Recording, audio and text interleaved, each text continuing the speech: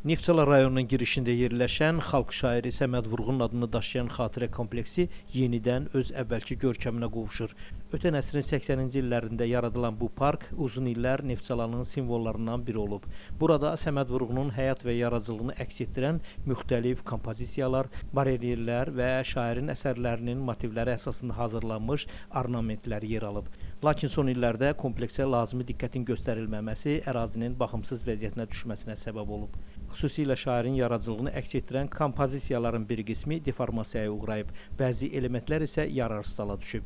İndi isə vəziyyət dəyişir. Neftçala rayon icra hakimiyyətinin göstərişi ilə xatirə kompleksində təmir bərpa işlərinə başlanılıb. Ərazinin abadlaşdırılması, zədələnmiş kompozisiyaların yenilənməsi və parkın əvvəlki görkəminə qaytarılması istiqamətində işlər görülür.